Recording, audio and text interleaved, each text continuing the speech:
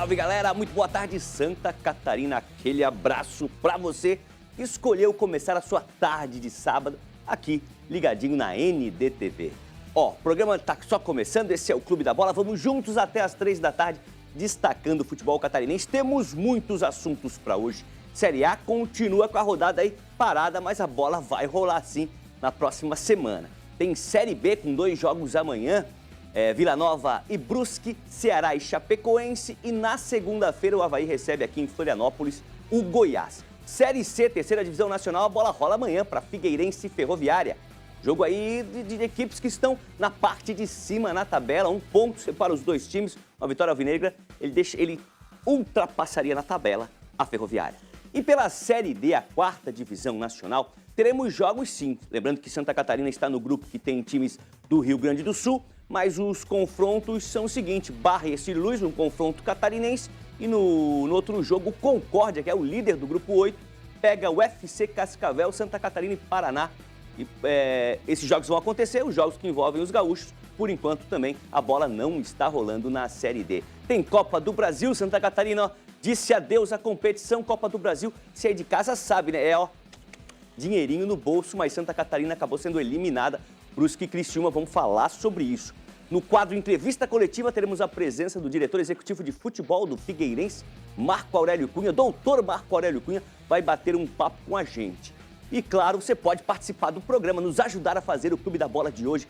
Já apareceu aqui, ó, como magia, apareceu na tela o nosso número do WhatsApp, tem até o apitinho aí, ó, 48 99191 4706. Vou repetir, 99191 4706. Manda uma mensagem pra gente, uma pergunta para os nossos comentaristas, para os nossos convidados, para o nosso entrevistado do próximo bloco. Nos ajude a fazer o programa de hoje. Deixa eu pegar o boa tarde dele, Sérgio Badá. Daqui a pouco o Badá vai falar o que está acontecendo, né? Criou 89 chances e essa bola não entrou no último jogo da Chapecoense. Está precisando balançar as redes adversárias, Badá. Muito boa tarde. Olá, Marcelo Mancha. Boa tarde. Com inveja de você, né, meu amigo, meu irmão? Manguinha curta aí na capital, pelo jeito tá uma temperatura agradável, mas aqui em Chapecó, aqui no oeste, o frio veio com tudo, né? Mas enfim, Chapecoense, como você falou, ficou no 0-0 com a Ponte Preta, um resultado amargo. É aquela história no futebol, não adianta ter posse de bola, não adianta ter volume de jogo, não adianta ir lá no último terço 50 vezes se não consegue colocar uma bola para dentro, se não consegue fazer um gol. E foi o que aconteceu com o Chapecoense, foi superior à Ponte Preta, mas faltou competência, qualidade no último passe, na hora do arremate, na jogada de confiança, na jogada de conclusão, na jogada de posicionamento, que faltou muito para os jogadores de ataque da Chapecoense. O Humberto Lousa, depois a gente aprofunda, utilizou 6 atacantes no jogo e nenhum conseguiu marcar um gol sequer, tantas vezes que a Chapecoense foi para o ataque. Então, perdeu 2 pontos, com todo respeito à Ponte Preta, perdeu 2 pontos preciosos dentro de casa a Chapecoense.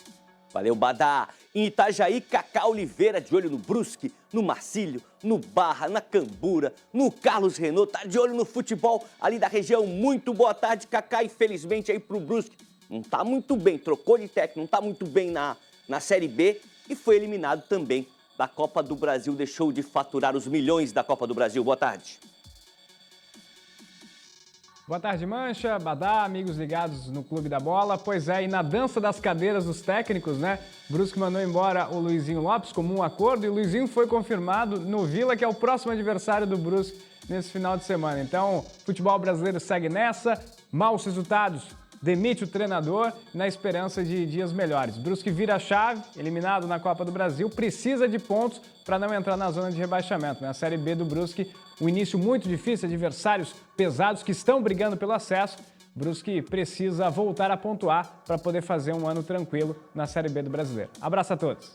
Valeu, Cacau. Cacá fica com a gente até o final do programa. Ele está de volta ao Clube da Bola. Jorge Júnior, repórter aí do ND+, do ND, do Balanço Geral, do samba ao futebol. Ele sabe tudo no futebol catarinense, de olho, assim, focando um pouquinho mais na dupla da capital. Boa tarde, Jorge. Legal te ter aqui de volta. Boa tarde, Mancha. Boa tarde a todos. Vamos falar de Avaí e Figueirense. Essa semana situação do Avaí envolvendo greve, lei do silêncio dos jogadores, mas está com um momento positivo no campo. O Figueirense também com um momento positivo no campo. Amanhã uma expectativa de grande público no Scarpelli. Temos muito para conversar, bater um papo com o Marco Aurélio Cunha. E a gente vai conferir também o que os dirigentes do Avaí vão falar sobre a situação dos salários atrasados. Legal, Jorge. Jorge fez uma entrevista exclusivaça aí com o Eduardo Filan, diretor executivo do Avaí. Daqui a pouco a gente vai reproduzir um pedaço dessa entrevista. O bate-papo foi longo, mas a gente fez um bom resumo. Atenção, você aí de casa, prepare a câmera para filmar, porque ela está estreando aqui nossa convidada especial de hoje, Márcia Becker. Ela que é editora de esportes aqui do Grupo PND, acompanha de pertíssimo aí o futebol de Santa Catarina, assim como o Jorge, focando um pouquinho mais na dupla da capital, Figueirense e Avaí. Legal de ter aqui pela primeira vez, Márcia. É um prazer esse convite, né, especial de estar com toda essa galera. Temos muito assunto para falar de Avaí, Figueirense, né? O Figueirense joga amanhã com retornos importantes. O Avaí na segunda-feira tem esse burburinho aí dos salários e essa questão financeira, mas a gente vai discutir no programa de hoje. Legal, Márcia.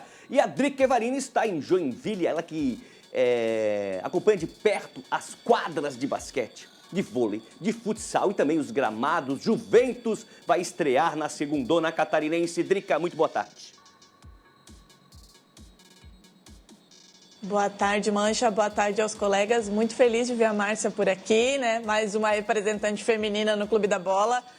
Como você falou, esse final de semana aqui no Norte, em Joinville, a expectativa é na quadra. Temos semifinal da Copa Mundo do Futsal daqui a pouquinho, às 4 horas. A base do Jack Futsal podendo conquistar o primeiro título mundial. Tem Jack Futsal hoje à noite contra o Atlântico, né? Aquela rivalidade, aquele time que ainda está na garganta do torcedor depois daquela final de Liga Nacional no ano passado. Tem Jaraguá Futsal daqui a pouquinho também, depois do Clube da Bola a gente já vai para lá. Então, o futsal tomando conta aqui da região norte e amanhã, como você falou, tem a estreia do Juventus contra o Caravaggio. O Caravaggio que fez uma belíssima campanha no ano passado na Série B, vai ser o adversário da estreia aí do moleque travesso, que tem expectativa de voltar à elite do futebol catarinense. Então, um final de semana cheio aqui no norte de Santa Catarina. Drica, o Jorge já adiantou, né?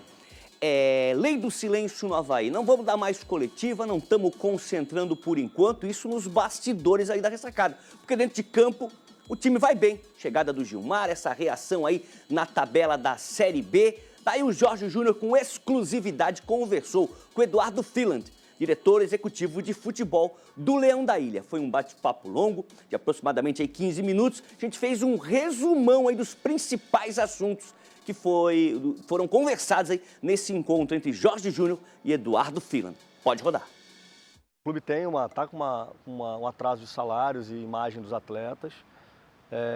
E obviamente que a gente sempre tentou manter um diálogo muito aberto com os atletas.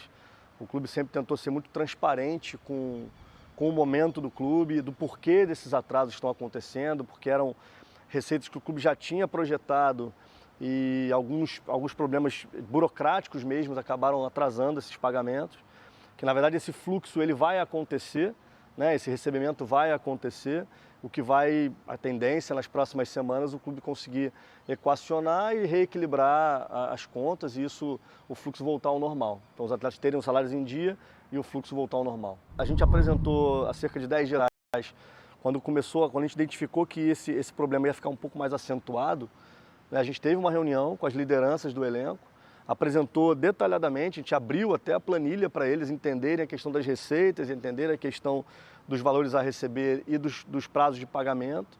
E eles conversaram internamente, entenderam todo o processo, mas também, através de uma reivindicação que a gente entende e respeita muito, eles entenderam que algumas atitudes deveriam ser tomadas, de certa forma, para pressionar um pouco a diretoria. A gente também reconhece que a gente está equivocado, que a gente está errado, que a gente tem que equalizar, mas eles também entenderam que é um processo que o clube teve pouca responsabilidade, mas a gente tem que pagar o trabalhador que está se desenvolvendo, está trabalhando, está se dedicando.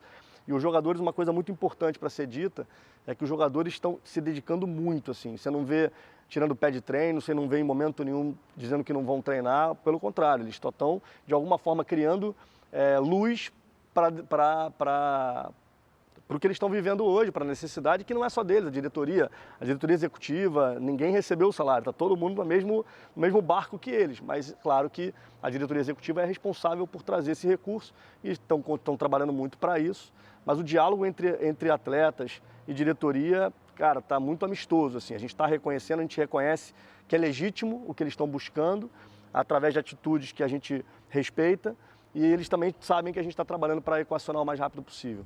Porque a gente está vivendo um momento especial, de 3 vitórias seguidas, a gente chegou a figurar ali no G4, né? A gente dorme o sábado no G4, mas ainda não é a nossa realidade, né? A gente tem que sempre adequar a expectativa do nosso torcedor, a nossa missão é o acesso, a gente quer buscar, a gente é ambicioso no nosso projeto, mas a gente tem que um degrau de cada vez.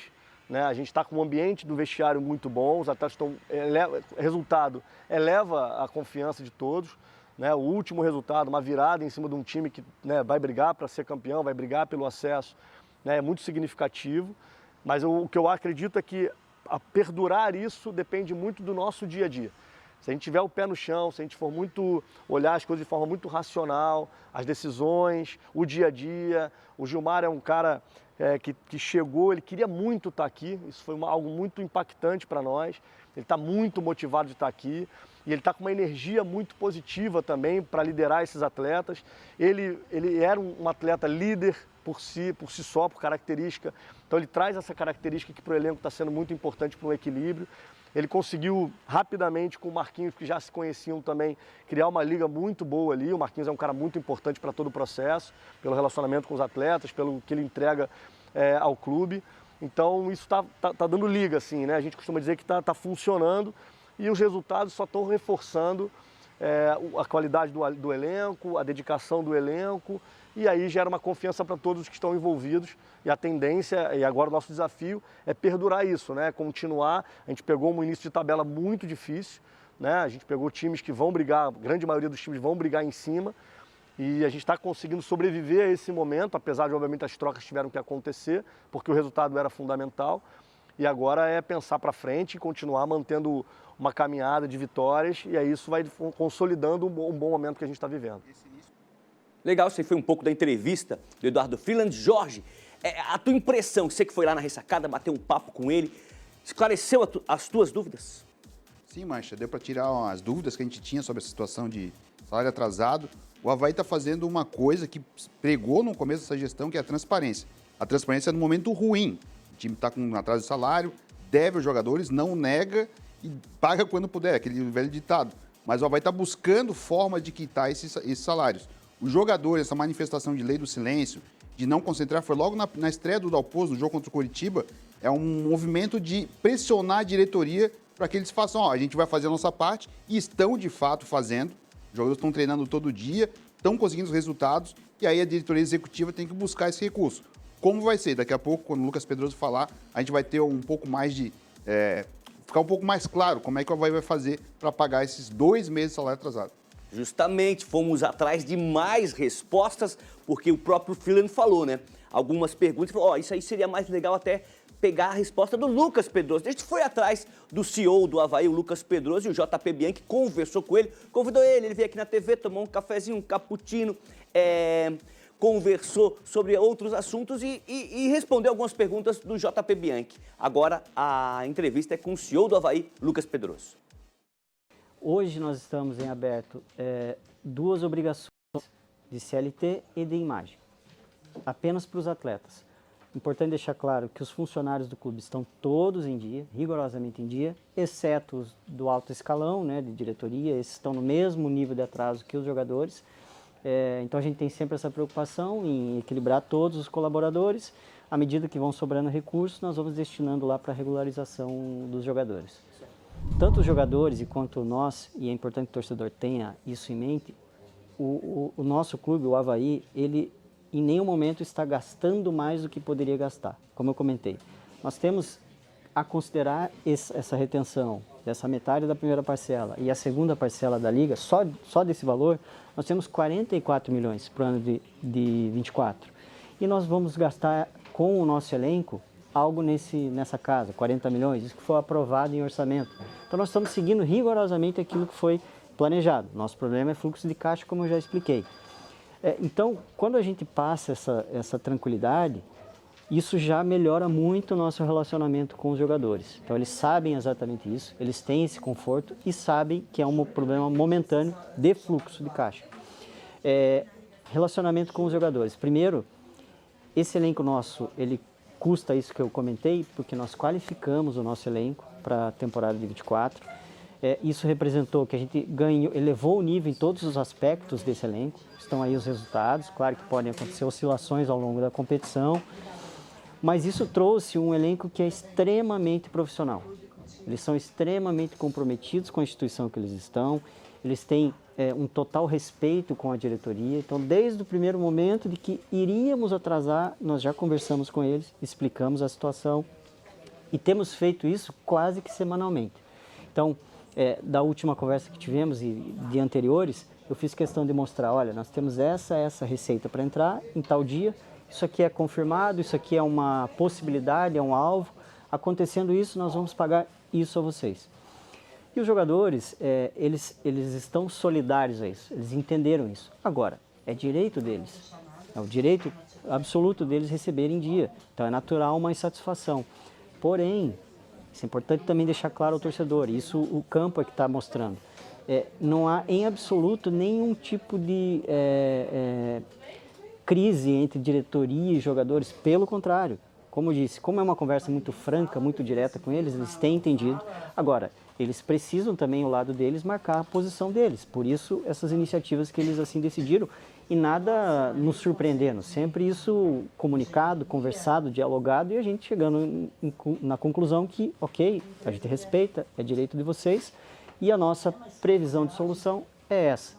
Então, o relacionamento hoje ele é o melhor possível. Os jogadores estão no dia a dia deles. Em nenhum momento, isso é importante também reforçar com o nosso torcedor, mudaram a postura deles, seja em treinamentos e dentro do campo. E a gente tem plena convicção de que isso vai manter, porque o diálogo está havendo sempre. A gente está monitorando isso, repassando toda semana para eles a nossa situação e vem cumprindo. Então, isso mantém uma estabilidade na nossa instituição, a estabilidade no grupo.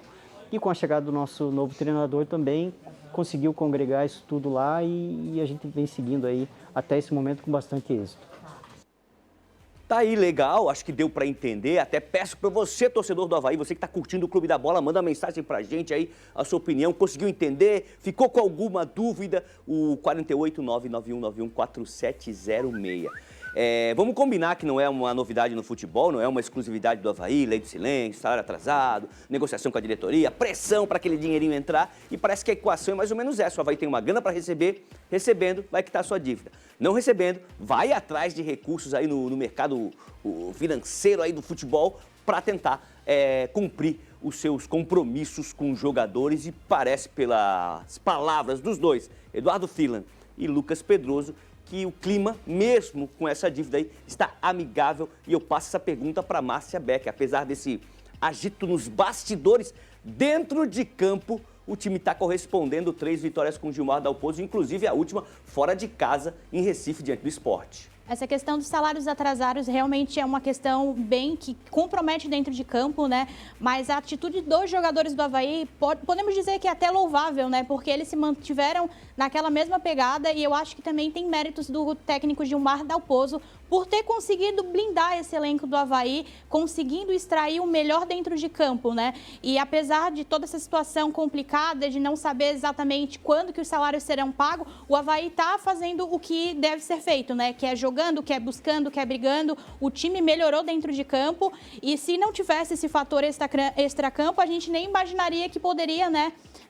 Estar com uma situação tão complicada fora dela. Então, eu acredito que parte desses resultados positivos do Avaí passa pelo técnico Gilmar Dalpozo, que conseguiu, de fato, blindar o elenco diante de tantos problemas externos, né? Estamos vendo aí umas ceninhas aí da vitória do Avaí fora de casa no início da semana. Teve aí o Sport até saiu na frente, mas rolou o vira-vira do Leão, né? Jorge. Sábado passado, lá na Arena Pernambuco, né? Um resultado importantíssimo. O Avaí teve 2 jogadores a mais no segundo tempo, né? Conseguiu achar já no finalzinho com o Garcês, com o Jean Lucas, os 2 gols, uma vitória importantíssima.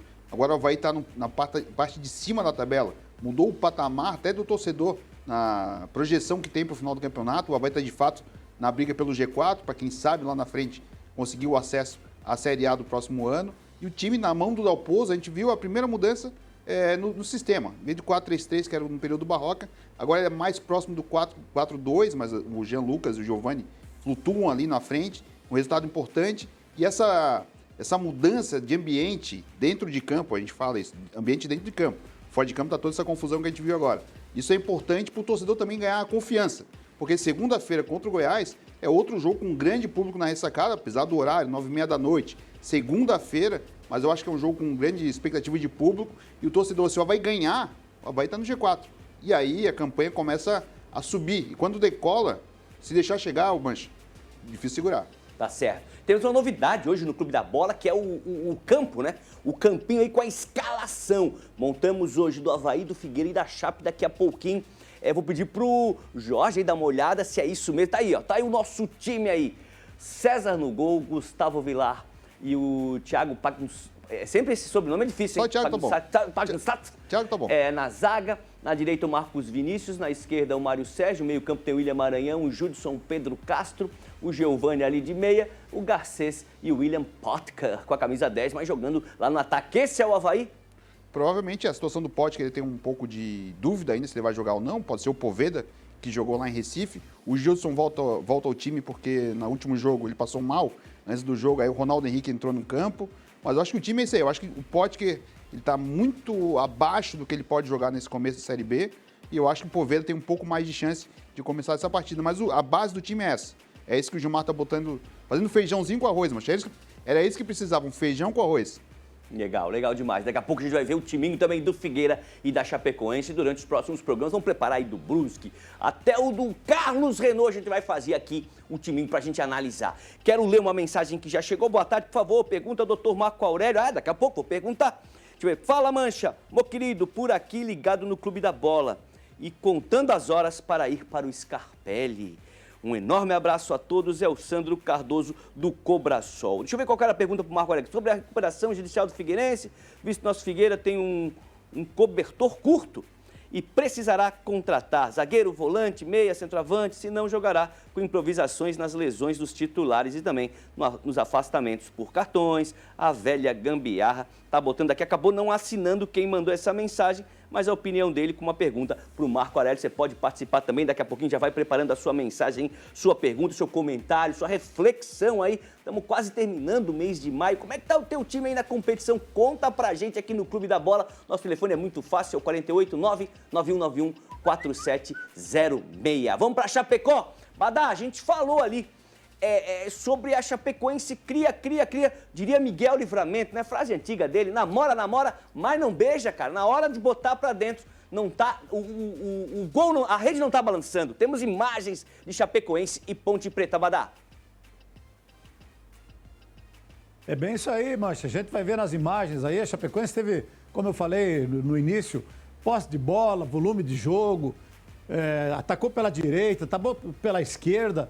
Começou o jogo em cima da Ponte Preta, nos dando a impressão, opa, hoje eu acho que ganha com tranquilidade. E aí, ó, só deu Chapecoense, primeiro tempo, 64% de posse de bola, uma que outra escapada da Ponte Preta e estava impedido. Aí começou a bater o desespero, começou a chutar de longe, começou a errar cruzamento, começou a errar passes, aí bola cruzada da direita, bola cruzada da esquerda, chegando várias vezes. Olha a quantidade de vezes que a Chapecoense chegou próxima da área da Ponte Preta ou dentro da área. E com vários jogadores, né, cara? Olha só, multidão de jogadores da Chapecoense dentro da área e não tem um para fazer gol. Chapecoense é um time que faz poucos gols. Tem em média de um gol por jogo e é muito pouco. Aí tem um gol que os jogadores da Chapecoense, apesar que foi um gol contra, mas o Foguinho e o Mário Sérgio estavam impedidos. Então faltou qualidade no último terço, como dizem os treinadores, né? Até o Tite comentou isso na vitória do Flamengo contra o Amazonas na Copa do Brasil, né? O Tite disse o seguinte, ó: o meu trabalho é fazer a bola chegar lá na frente. Depois que a bola chegar lá na frente, os jogadores é que tem que decidir. E isso serve o mesmo para a Chapecoense. Humberto Loser cria um esquema ofensivo, principalmente quando joga em casa, de propor o jogo, de atacar, de jogar no campo adversário. Olha quantas vezes a Chapecoense atacou no primeiro e no segundo tempo. Mas não adianta, é aquela história, não adianta tu chegar 50 vezes, isso foi dito pelo Humberto Loser, você ter 29 finalizações se tu não consegue acertar nenhuma. Faltou criatividade, faltou calma, faltou qualidade, eu acho, para os atacantes da Chapecoense. Como eu disse antes, o Humberto Loser utilizou 6 atacantes e nenhum conseguiu fazer. Então, mas aí depois entrou o Marlone também, arriscando a bola de longe. E no finalzinho, vou te contar uma coisa, viu? No finalzinho, quase que a Ponte Preta ganha o jogo. Seria aquele castigo do quem não faz, leva, né? Teve esse voleio aí, principalmente a última bola agora, que a gente vai ver que a bola passou tirando tinta da trave esquerda do Matheus Cavicchioli. Olha essa bola aí, ó. Essa bola a gente viu entrando e a Chapecoense perderia o jogo. Então, não foi a primeira vez que isso aconteceu, já teve outros jogos também, né? Que a Chapecoense cria, principalmente quando joga em casa. Tem essa característica de atacar, de jogar no campo adversário. O Humberto Loser está com um esquema de jogo onde tem um volante, o Foguinho, que foi mais meia do que volante, o Rafael Carvalheira, que é um meia, jogando como na primeira função e liberando os demais jogadores para o ataque. É Bedinelli pela direita, é Marcinho pela esquerda, Giovanni Augusto centralizado, Mário Sérgio jogando dentro da área. Então, é um esquema ofensivo, principalmente quando joga em casa. E contra esse jogo especificamente, uma coisa é tu empatar com o América Mineiro em casa, como empatou esses dias atrás por 2-2, o América Mineiro é time de G4, beleza. Agora a Ponte Preta não. A Ponte Preta lá da parte de trás da tabela de classificação era jogo para ter feito o dever de casa, para ter vencido, e a Chapecoense não cumpriu com a sua missão. Perdeu 2 pontos dentro de casa. E amanhã tem essa pedreira contra o Ceará lá em Fortaleza, lá, então deixou a oportunidade de estar uma situação mais tranquila na tabela de classificação. Legal, Badá. E o técnico Humberto Loser falou exatamente sobre isso, né? A insatisfação do torcedor que está apoiando, está indo na arena, mas não está vendo a alegria que é essa rede balançando. Fala, professor. A mesma insatisfação deles é a nossa. Como eu já falei em outras oportunidades, eu vivo disso, eu dependo disso. Então, quem sofre mais, quem sente mais, eu também tenho esse mesmo sentimento que o torcedor. A mesma insatisfação deles é a nossa também aqui internamente. Mostra um grupo de hombridade, de caráter, de dignidade. Isso é um pressuposto que a gente, nos momentos das contratações, a gente procurou também entender. Quanto à questão de mais peças, isso aí a gente tem conversado internamente, é um campeonato longo, a janela se abrirá, não somente a Chapecoense vai ao mercado, outras equipes também irão, faz parte do mercado, e a gente vai sempre olhar para dentro aqui para ver as nossas necessidades, as nossas carências, mas isso é internamente que a gente soluciona. E ali nós tínhamos falado justamente assim, para a gente precisava ter mais esse volume, né, de gente dentro da área para a gente poder fazer o gol. Foi o que eu acabei de mencionar aqui agora. Infelizmente a gente não conseguiu ter essa volúpia e esse homem a mais dentro da área para a gente poder fazer as finalizações. Quanto à contratação, internamente a gente vem conversado, tem conversado, tem discutido, assim como as outras equipes também estão estudando aquilo que precisa. Nós não seremos diferentes, então a gente vai ter que olhar para dentro, trabalhar cada vez mais. O mais importante hoje é entender o porquê a gente não tem conseguido fazer os gols. Eu já vi isso, o tanto de finalizações que nós tivemos e o tanto que nós construímos e criamos. Então, esse é o nosso foco agora, e dar força para esses atletas, para que a gente consiga aí fazer um bom jogo lá contra o Ceará, que será de fundamental importância para nós. Legal, legal. Palavras do professor Humberto Loser. Vou pedir, eu vim de verde, em homenagem à minha camisa verde. Vou pedir para colocar na tela a provável escalação da Chape para encarar também esse jogo fora de casa contra o Ceará. Matheus Cavicchioli é o goleiro, Eduardo Doma e o Bruno Leonardo na dupla de zaga. Ali na frente tem o Rafael Carvalheira, o Mancha, que não sou eu, né, na lateral esquerda, e o JP Galvão na direita. Depois tem Foguinho e Giovanni Augusto ainda no meio, o Marcinho lá na frente, o Mário Sérgio e o Tomás Bedinelli. É esse o time, Badá, para encarar o Ceará? Provavelmente é esse o time, Marcelo Mancha. Ele vai dar sequência, vai dar continuidade, né? E o posicionamento tático é exatamente esse aí. Parabéns para quem fez a arte. E é importante observar, porque o Rafael Carvalheira chegou aqui jogando como um meia esquerda, jogando ali mais ou menos onde é a posição do Giovanni Augusto. Mas no último jogo, ele jogou como primeiro volante atrás e o Foguinho liberado para chegar mais à frente. Tomás Bedinelli na direita, Marcinho na esquerda, Mário Sérgio, que está devendo, no ataque. Perotti continua lesionado. Então, dentro de casa, jogando com esse esquema aí, foi bem contra a Ponte Preta. faltou o que está todo mundo falando. O mais importante foi o gol. Agora, eu tenho restrições e preocupações quando se joga fora de casa e contra um time como o Ceará.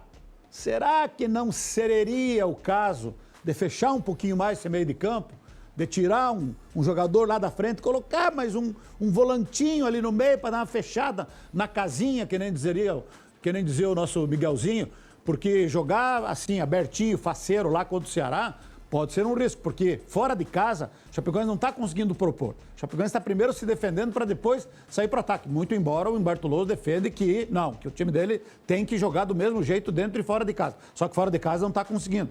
Mas enfim, vamos ver se vai dar certo amanhã, mas eu como sou um retranqueiro adepto nato, eu colocaria mais um no meio de campo ali para dar uma fechada nesse meio de campo da Chapecoense. E quando ele respondeu essa pergunta, para finalizar, o Marcelo Mancha, é porque o que aconteceu? Quando ele saiu do gramado, quando ele se dirigiu aos vestiários, ele passa muito perto dos torcedores e os torcedores gritavam, tem que melhorar, tem que melhorar. E ele começou a responder gritando várias vezes, precisamos de gente, tipo respondendo para o torcedor.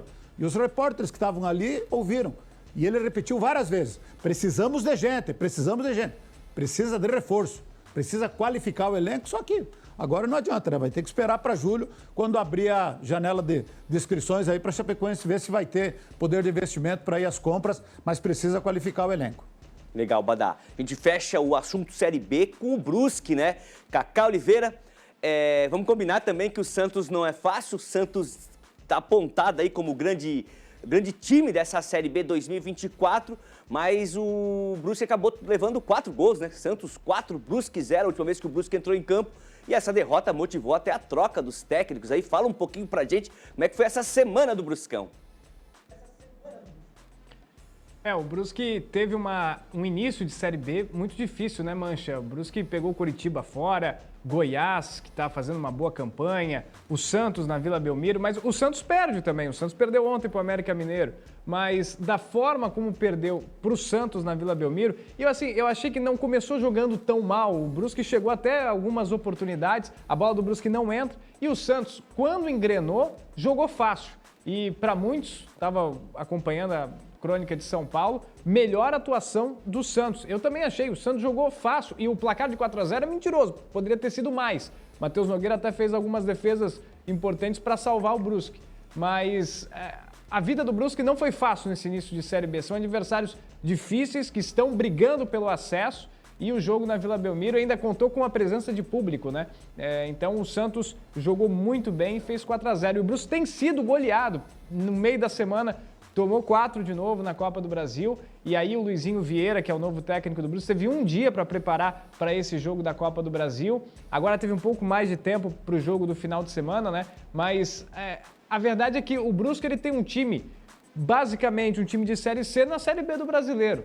E nos confrontos diretos é que ele vai ter que arrumar ponto. A única vitória que o Brusque tem é contra o Mirassol, que surpreendentemente está brigando na parte de cima também, mas é a vitória que deixa o Brusque, neste momento, fora da zona de rebaixamento, né? Mas vai ter que arrumar pontos nos confrontos diretos. Contra o Vila Nova vai ter que arrumar um pontinho, pelo menos. Mas esse início de campeonato do Brusque foi muito desafiador. E o Brusque não conseguiu ser competitivo. Ele foi goleado e fez poucos gols também. E me lembra o Campeonato Catarinense. O Brusque, no início, ali na primeira fase, era um time também que tinha uma dificuldade muito grande de fazer gols. E acabava tomando também, e uma das derrotas foi para o Nação, que acabou rebaixado no estadual, né? Então, o estadual de Santa Catarina, ele já estava dando sinais ali para o Brusque, depois no mata-mata, o Brusque chegou até a final, mas já apresentou dificuldades nessa temporada. E até puxando ali o gancho da entrevista sobre o Avaí, do fluxo de caixa, está faltando de receita para o Avaí as receitas da Copa do Brasil e que foram muito importantes para o Brusque nesse período de crescimento. Com as receitas da Copa do Brasil, o Brusque conseguiu, primeiro, quitar todas as dívidas e depois continuar investindo no futebol até chegar na Série B e finais de Catarinense, conquistando também o título catarinense que era muito perseguido. A receita de Copa do Brasil é muito importante para os clubes nesse início de ano. O Brusque teve e ajudou também a equilibrar as contas, né? Porque o Brusque fez um all-in ano passado. Ele investiu para subir, se não sobe era um problema. Como subiu, conseguiu empatar. Agora, para o Avaí falta receita de Copa do Brasil, obviamente, que é uma receita que vem nesse início de ano, né? E o Avaí esse ano não está na Copa do Brasil. Para o Brusque foi muito importante e é ainda muito importante, ainda mais que chegou na terceira fase nessa temporada de 2024. Legal, já vou pedir para a produção preparar aí para o Carlos lançar para a gente a escalação do Brusque, mas antes deixa eu ler uma mensagem que chegou, estamos falando de Série B, né? Minha opinião, a diretoria da Chape errou novamente na contratação, tem que contratar. O pior é que todos têm contrato no mínimo até o fim do ano. Tô sempre ligado no programa. Quem mandou pra gente foi o Jorge, torcedor da Chapecoense. Pode colocar na tela aí a provável escalação do Brusque para esse jogo fora de casa contra o Vila Nova. Matheus Nogueira é o goleiro, Wallace e Maurício formando a dupla de zaga. Na direita o Matheus Pivô e na esquerda o Alex Juan. O meio tem o Marco Serrato, o Rodolfo Potiguar, o Pitbull, o Gemerson também ali na meia e na frente o Guilherme Queiroz, o Ellison e o Osman. É mais ou menos isso, Kaká? Vamos trabalhar com uma provável, né, Mancha? Porque sim. O Luizinho Vieira ainda não veio para Santa Catarina. Ele já assumiu o Brusque lá em Goiânia, né, para o jogo do Atlético Goianiense. Ficou por lá porque amanhã é contra o Vila Nova. Então, deve ser esse time. Tem a possibilidade, talvez, do Jansson voltar também para o time titular. Mas dá para trabalhar mais ou menos com essa escalação, porque o Luizinho Vieira falou pouco com a imprensa também, ele deu apenas uma declaração antes do jogo com o Dragão, e aí teve a coletiva pós-jogo lá em Goiânia, após a derrota para o Atlético Goianiense, né? Então, a gente ainda está começando a conhecer o trabalho do Luizinho Vieira nesse Brusque. Agora, ele precisa transformar o Brusque competitivo, né? Parar de tomar tanto gol, tem uma das piores defesas de todas as divisões nacionais, e fazer gols também, né? A gente espera que o Brusque volte a ser competitivo, agora enfrentando adversários que devem brigar ali no meio da tabela, mais para baixo, que são os adversários diretos do Brusque, né? Legal, Kaká. Vou pedir para a produção colocar a tabela atualizada da Série B, a tabela de classificação, e vou pedir para a Drica dar uma analisada para a gente, o que está te surpreendendo nesse início de Série B aí. Algumas rodadas já aconteceram, o Santos lá na frente, 5 jogos, 5 vitórias. O América também está bem, tem 15 pontos, a mesma pontuação do Santos. O Goiás tem 14 e o Sport tem 12, fechando ali o que seria o G4 hoje. Mirassol é o quinto com 11, o Avaí tem 10, é o sexto, o sétimo é o Vila Nova com 9, o Ceará tem 9, o Operário tem 9, a Chapecoense tem 9, fechando a primeira página, a Chape é a 10ª. Segunda página ali, o CRB com 8, mesma pontuação do Coxa, que é o 12º, Novo Horizontino é o 13º, tem 7, a Ponte é a 14ª com 6, o Amazonas tem 5, o Brusque tá ali na porta da zona perigosa, tá do lado de fora. Permaneça por aí, Brusque. Tem 4, Paysandu, Botafogo, Guarani e Ituano. Esses estão na zona vermelhinha ali, zona perigosa. Drica, o que tem de diferente? O que te chama a atenção quando você vê a tabela de hoje? Mancha, eu acho que a gente falava, né, nos programas anteriores a respeito do que nos estava surpreendendo positivamente e negativamente.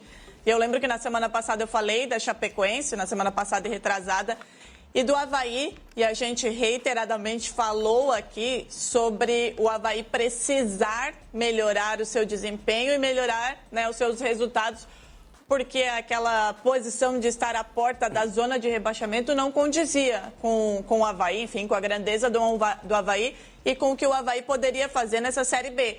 E a chegada do Gilmar Dalpozo trouxe exatamente isso, né? Acho que foi a Márcia ou o Jorge falaram que o Gilmar Dalpozo acabou conseguindo blindar esse elenco dos problemas administrativos e financeiros que acontecem em todos os clubes, e fechou o grupo focado nos resultados, e eles vieram. Aqui em Joinville a gente, né, teve a experiência de Gilmar Dalpozo. O time correu risco de rebaixamento no estadual, ele deixou o time na primeira divisão. É um treinador que, de fato, né, torna o elenco uma família, e isso é essencial quando se tem alguns outros problemas. E com isso, o Avaí conseguiu esses resultados, tem melhorado o seu futebol também e subiu. Estava lá na porta da zona de rebaixamento e agora está na porta, né, dos 4 aí que sobem para a Série A. Então, eu acho que esse, não diria nem surpresa, mas é a notícia boa para Santa Catarina. A gente vê que o trabalho de Gilmar Dalpozo está surtindo efeito e pode surtir efeitos ainda mais positivos. E falando da Chapecoense, que foi a minha surpresa positiva 2 semanas atrás, é como o Badá falou, né? Eu acho que talvez adaptar, né, como utilizar o seu time, como utilizar a sua escalação nesses jogos fora de casa, porque se está perdendo ponto dentro de casa, que não pode, né, numa Série B tão disputada, a gente está falando isso desde o começo da Série B, ela é tão equilibrada, seja, né, na parte de cima ou na parte de baixo, ela é muito equilibrada, então perder pontos dentro de casa te obriga a trazer pontos de fora. Então, talvez equilibrar essa escalação, analisar, né, poder fazer algumas mudanças de acordo com o adversário e o local da partida pode ser aí um caminho para a Chapecoense começar a apresentar um futebol melhor e começar a ter resultados que a mantenham na briga do meio para cima da tabela de classificação. Legal, Drica. Vamos fazer o seguinte, vamos para o intervalo. No próximo bloco, ao vivo com a gente aqui, Dr. Marco Aurélio Cunha, diretor executivo de futebol do Figueirense, batendo um papo e participando do quadro Entrevista Coletiva. Já. Tá ele ali, ó, levantando a camisa do Figueira, daqui a pouco vai estar ao vivo com a gente. Já prepara a tua pergunta aí, galera de casa, pro Dr. Marco Aurélio. A gente já volta.